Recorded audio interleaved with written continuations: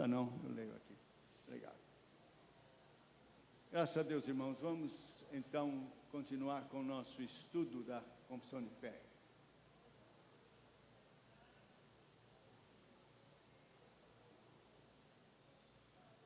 Mas antes quero orar.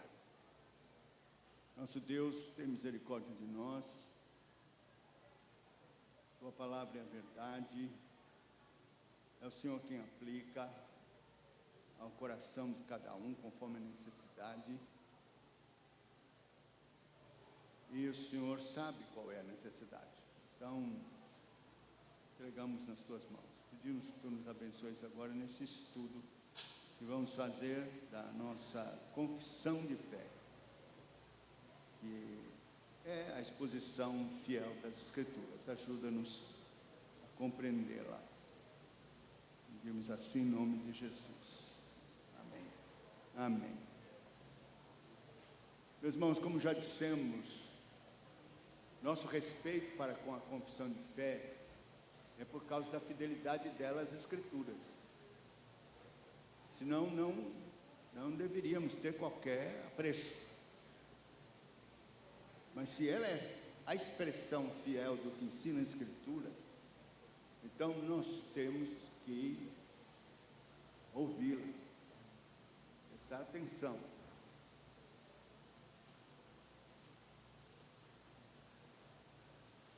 É a interpretação correta que a Igreja Presbiteriana,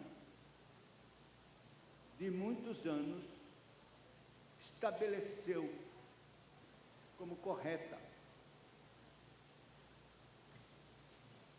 Eu sei que, pelo livre exame das Escrituras, muita gente tem aquela interpretação.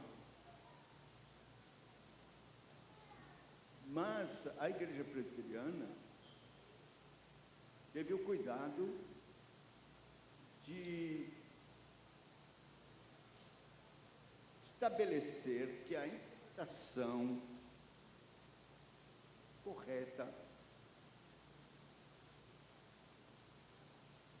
dos principais temas das Escrituras é esta que foi feita pela Assembleia de Westminster. Não só por causa do calibre dos homens que estiveram lá e foram usados por Deus, mas porque já há 350 anos essa interpretação está posta sob o crivo de toda a cristandade, de todos os que leem e examinam as Escrituras. E ninguém até hoje, de forma consistente, veio contestar o que a confissão de fé expõe sobre as Escrituras. Então, ela para nós, como presbiterianos, é autoridade por causa da sua fidelidade às Escrituras. Nos concílios, nós levamos a confissão de fé. Quando vem alguma resolução que não está de acordo, a gente abre a confissão de fé e diz: irmãos, isso não está de acordo com a confissão, está contra a confissão de fé.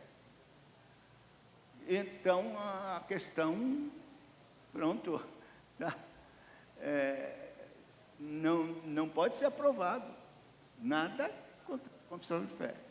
Mas, infelizmente, o tempo tem se passado e o que tem acontecido é que muitas matérias, principalmente com relação ao culto, tem sido passado, ou nem é levado lá para o concílio. As igrejas vão recebendo as influências, as sugestões, e vão incluindo coisas no culto, e não tem um conselho que é, vamos dizer assim, o responsável, guardião da doutrina, eu estou falando nas igrejas em geral. não tem o cuidado de abrir a confissão de fé e dizer, olha, isso aqui não está de acordo. Não está ordenado em nenhum lugar nas Escrituras. Nós não devemos admitir. Era isso que devia se fazer. Mas o tempo se passou, já de muito, e a confissão de fé foi escanteada e ficando cada vez mais de lado.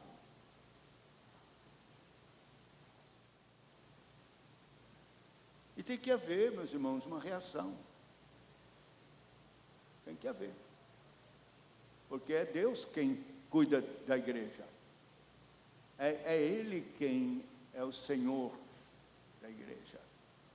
Então, Ele levanta aí Elias para trazer palavra. Às vezes choca, mas é importante, é necessário. E, meus irmãos, veja, eu como pastor, que estou aqui de passagem, né, interino, trago a palavra de Deus, mas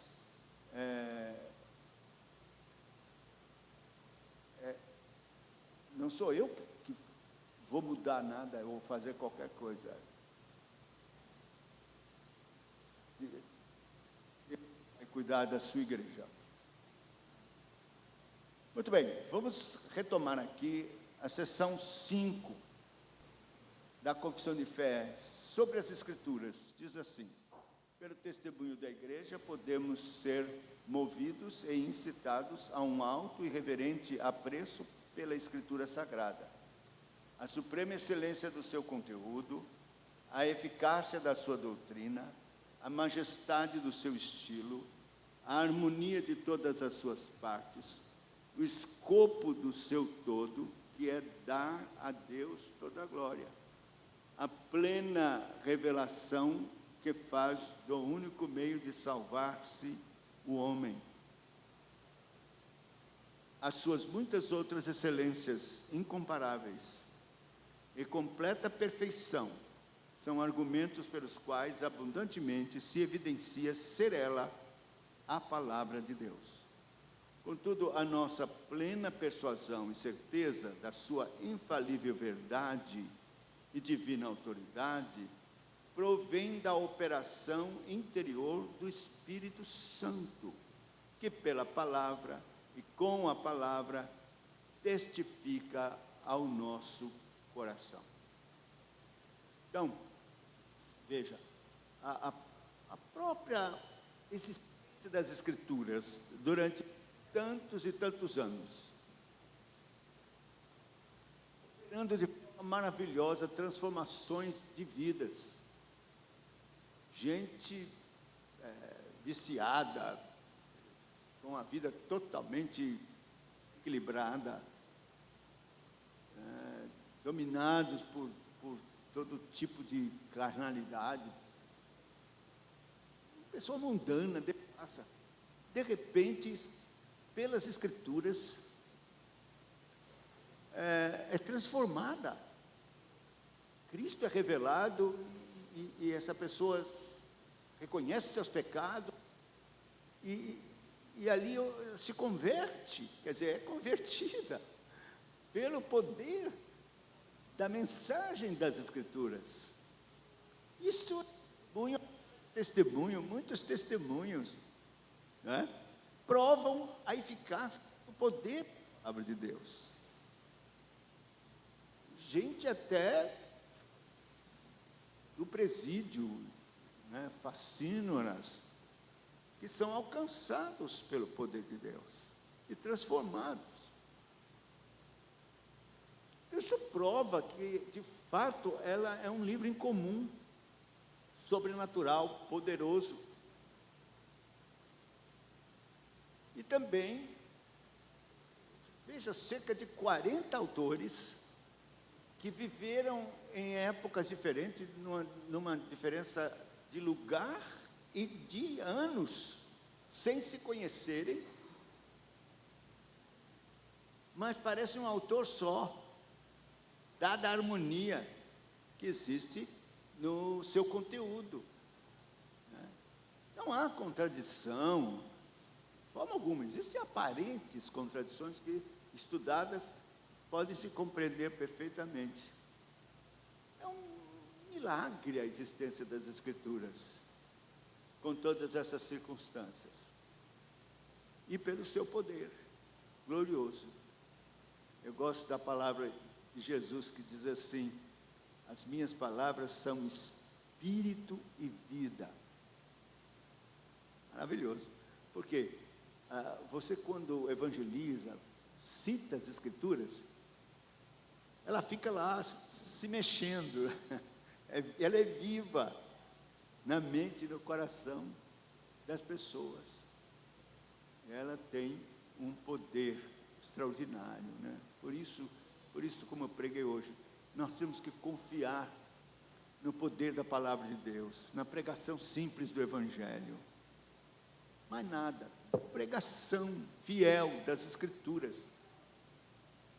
O apóstolo diz: não me envergonho do Evangelho, porque é o poder de Deus para a salvação de todo aquele que crê.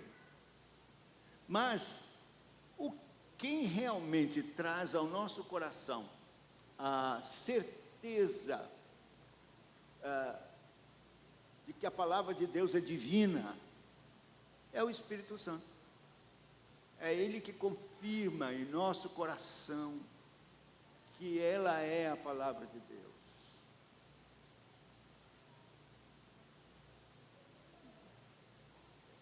É a operação do Espírito no interior, testificando ao nosso coração de que ela é a palavra de Deus.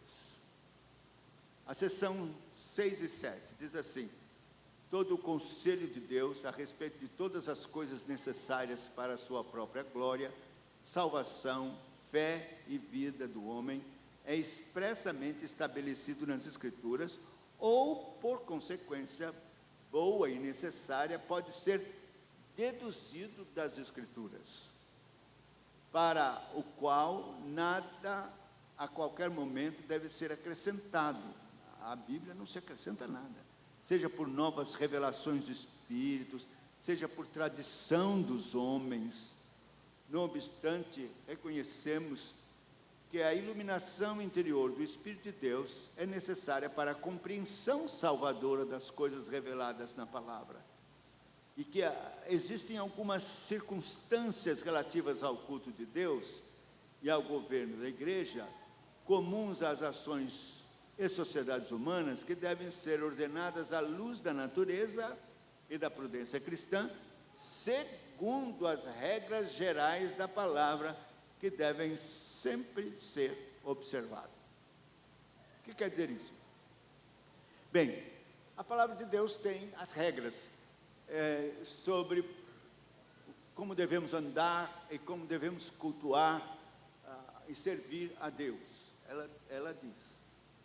Agora, é claro que existem detalhes com relação ao culto que é preciso que nós tenhamos a sabedoria do Espírito Santo, a iluminação dele, para tomar algumas decisões que são chamadas de diáforas, quer dizer,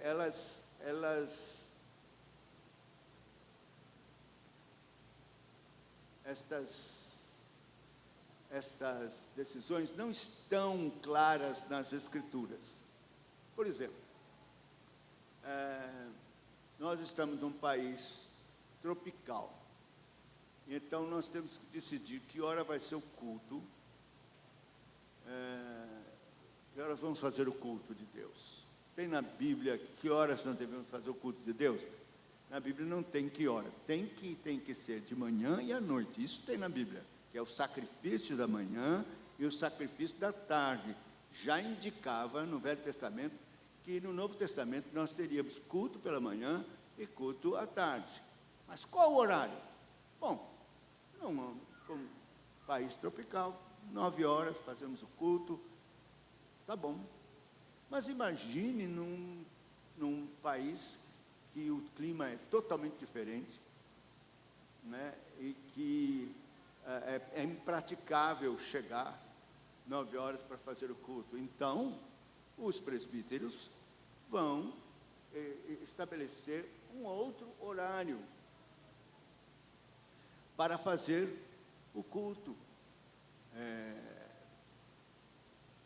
Então, isso são coisas que elas têm que ser tomadas, essas decisões, à luz da natureza, isto é, da circunstância.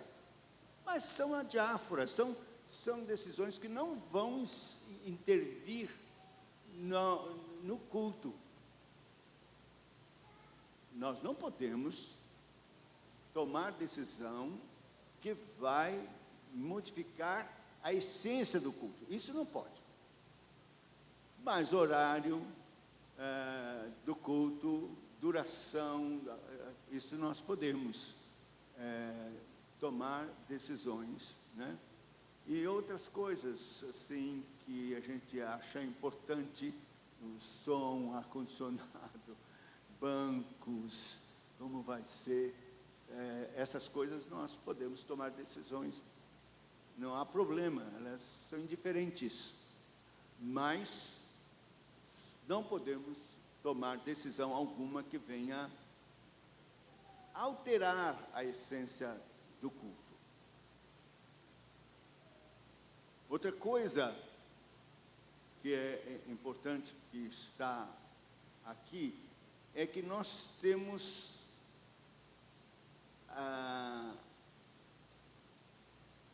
aquilo que não é expressamente estabelecido pode ser deduzido logicamente das Escrituras. Pode sim. Por exemplo, nós não temos a palavra trindade nas Escrituras. Não existe a palavra trindade. Mas foi logicamente deduzido das Escrituras que Deus é triuno e que existe uma trindade santa, que é Deus. É um mistério para nós entender, nem temos condição, capacidade de entender logicamente a trindade, né? Um Deus que é o único Deus verdadeiro. Nós somos monoteístas, nossa religião é monoteísta. No entanto, lendo as Escrituras, você vai ver que esse Deus único subsiste em 3 pessoas distintas, porém da mesma substância, glória e poder. De tal forma que é uma unidade misteriosa. E não é manifestações funcionais. Tem gente que pensa que a gente explica a trindade por manifestações funcionais. No Velho Testamento, Deus se manifestou como um pai, a função de pai. No Novo Testamento, nos Evangelhos, ele se manifestou na função de filho. Então, realizou a obra que tinha que ser feita como filho. E agora, depois de Cristo, ele se manifesta na pessoa do Espírito Santo. Não, de forma alguma. Sempre as 3 pessoas juntas. No Velho Testamento, Deus Pai e Espírito Santo se manifestaram sempre. No Novo Testamento, Cristo, Pai, Filho e Espírito Santo. É interessante que no batismo, as três são distinguidas, né? As 3 pessoas. O Pai fala: este é meu Filho amado, que me compraz. Cristo está ali, depois do batismo, e o Espírito Santo, de forma corpórea de pomba, vem sobre ele. A Trindade está ali. A distinção existe, mas é um só Deus. Deduzimos logicamente pelas Escrituras isto. Deduzimos logicamente também as duas naturezas de Cristo. Deus é verdadeiro homem, verdadeiro Deus. Mas as pessoas são distintas, mas unidas de tal maneira, inseparavelmente, que constituem a pessoa singular de Cristo Jesus. Não podemos separar a pessoa humana da pessoa, a natureza, a natureza humana da natureza divina de Cristo. Não podemos separar. Deixa eu dar um apêndice aqui, inclusive, essa é a razão porque nós não podemos fazer pintura de Jesus, nenhuma, de forma alguma. Não, mas a gente está fazendo é dele quando ele esteve aqui em carne. Sim, mas ele esteve aqui em carne como homem e Deus. Aí você faz a pinturinha só do homem. E cadê a pinturinha de Deus? Você não pode fazer. Então é mentira a pinturinha que você está fazendo de Jesus. Inclusive nas revistinhas de escola dominical. Eu sou contra. Tenho estado lá no Supremo Conselho para dizer que tem que tirar. Nosso símbolo de fé diz assim, que nós não podemos fazer imagem de nenhuma das pessoas da Trindade. De nenhuma. Por isso eu fui também lá brigar para tirar a pomba da sarça. Está errado, pomba da sarça. Porque está contrariando o nosso símbolo de fé, que diz, a pergunta 192 do Catecismo, não pode ser feita nenhuma imagem, não pode ser feita imagem alguma de nenhuma das pessoas da Trindade. Porque isso é divino. Não tem como fazer imagem.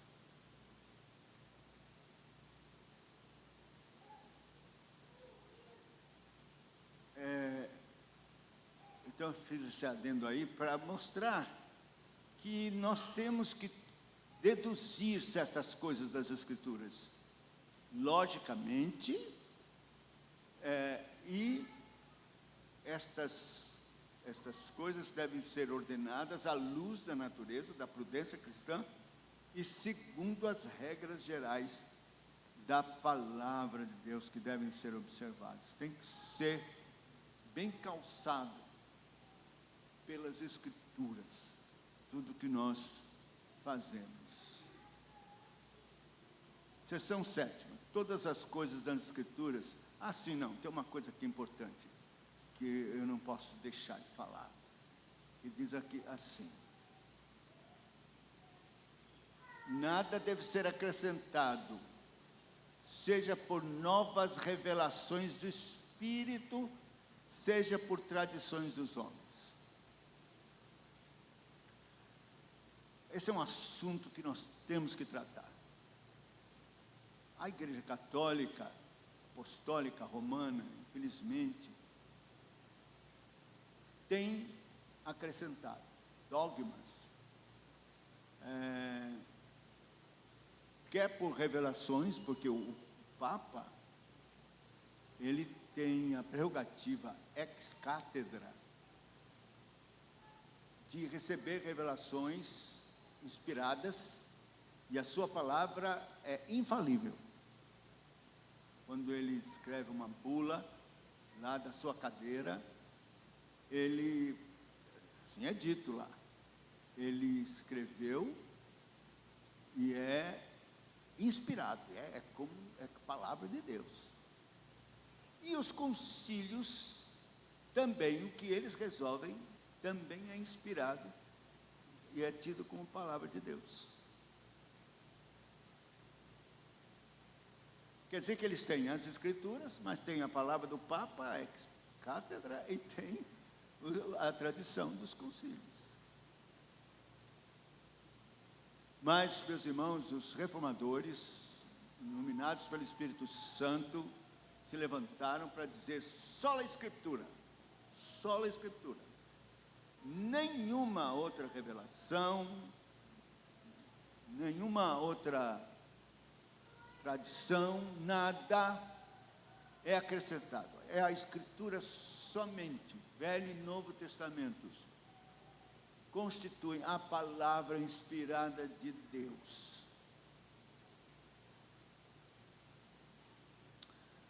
Aí você fala: oh, parece tão óbvio, lógico, mas olha, nós estamos vivendo uma hora, em um momento, em que não tem sido assim, infelizmente.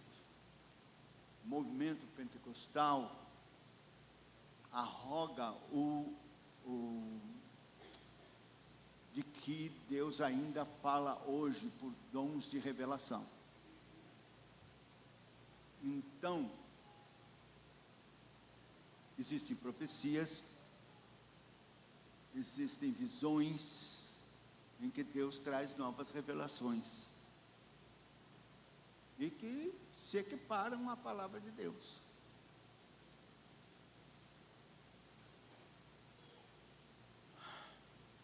Eu me lembro quando eu fui jovem, eu era jovem,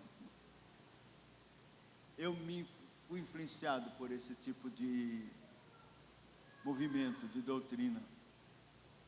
Eu frequentei muitos encontros de renovação carismáticas e tinha lá essas manifestações, especialmente nas reuniões de oração, de profecias, profetas, profetisas que falavam, e também de gente que falava em língua, ou ela mesma traduzia, ou outros, pretendendo que fosse uma manifestação como a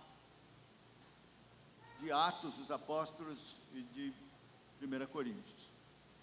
Mas exatamente porque nos Atos dos Apóstolos tem, e também em Coríntios, nós somos levados a achar que, bom, existiu lá, tem que existir aqui também. Se Deus deu isso para a igreja, então tem que ser para nós também. E eles pensam assim, e muitos de nós ficamos em dúvida, assim, pensando em como é que faz. Como eu. Eu me lembro que fui chamado ao conselho, e o conselho, porque eu estava acreditando nessas coisas, e o conselho disse: meu filho, você é presbiteriano, nós temos nossa confissão, ela ensina que a palavra de Deus é um cano fechado, e que nós não temos mais novas revelações. Aí eu disse para o conselho, veja que ousadia minha, né? Jovem é assim mesmo. Eu disse: então vou rasgar da Bíblia. Marcos 16, que fala, os que creem falarão, esses sinais seguirão os que creem, falarão em novas línguas, se tomar veneno não vai morrer, se pegarão em serpentes, e fala lá das línguas e tudo. Então vou ter que cortar, arrancar essa página. O pastor tentou me explicar, mas sabe quando a mente está assim, firmada e não tem jeito? Até eu já pastor, eu ainda acreditava que tinha estes dons de revelação. No seminário, nada foi falado sobre isso, cada um pensava como queria, não tinha problema. A confissão de fé de lado, não, estou aí. Mas Deus foi misericordioso comigo. Um dia, eu estava lendo um livrinho. E no livrinho, que era muito firme, um livrinho reformado, falando sobre a suficiência das Escrituras, o livrinho dizia assim: quantas palavras de Deus há? Ué, uma. Chama-se Escritura Sagrada. Esta é a palavra de Deus. Não. Se existe profecia, línguas, então tem a palavra de Deus e tem as línguas e profecias que são palavra de Deus. Então tem duas palavras de Deus. Tem a Escritura e tem a profecia lá, da profetisa. E aí eu me lembrei que eu, numa reunião de oração, vi, que era uma reunião que tinha frequentemente profecias, um jovem que num caderno anotava as profecias. Ele escrevia, enquanto meu servo, ele meu servo, então, escrevia as profecias. Aí quando eu terminava a reunião, eu me lembro dele folheando assim, olha o que Deus falou, puxando o caderno e mostrando as profecias que ele tinha ao longo aí de reunião. Aí me deu um nó na cabeça. Eu disse, então tem a Bíblia e tem o caderninho do rapaz lá, com palavra de Deus. E aí? Como é isso? Então, eu fui estudar mais isso. E percebi, meus irmãos, que de fato existiram os dons de revelação. Eles foram importantes e necessários no período da igreja, em que não havia Novo Testamento. Não havia, era necessário, a igreja era nova, tinha muitos problemas, dúvidas, e não tinha Novo Testamento para se saber. E então Deus deu esses dons, as pessoas se levantavam e traziam a palavra de Deus para dirimir as dúvidas.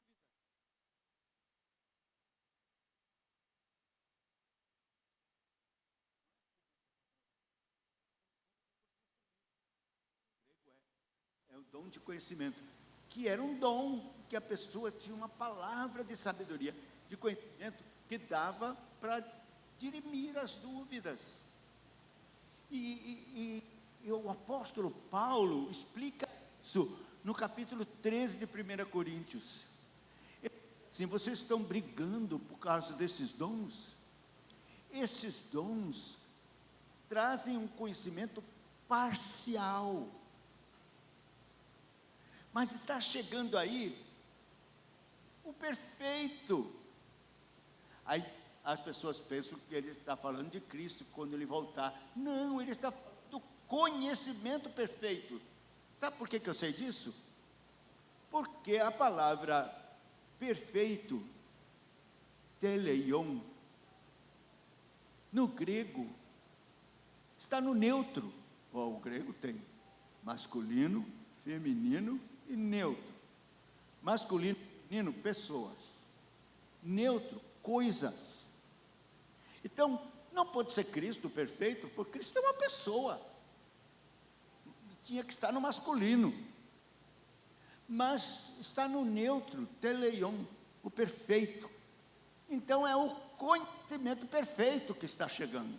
Paulo está fazendo referência ao fechamento do cânon, de todos os livros que Deus tinha determinado como inspirados e que comporia o cânon sagrado, Velho e Novo Testamentos.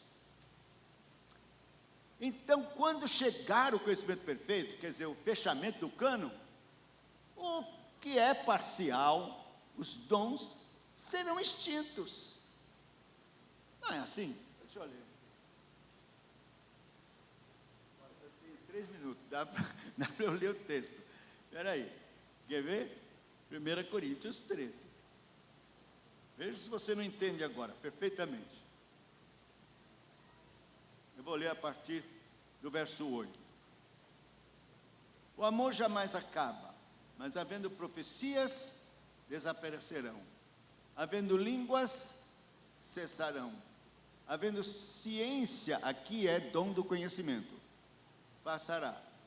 Porque em parte conhecemos e em parte profetizamos. Ele está dizendo, estes dons trazem um conhecimento parcial.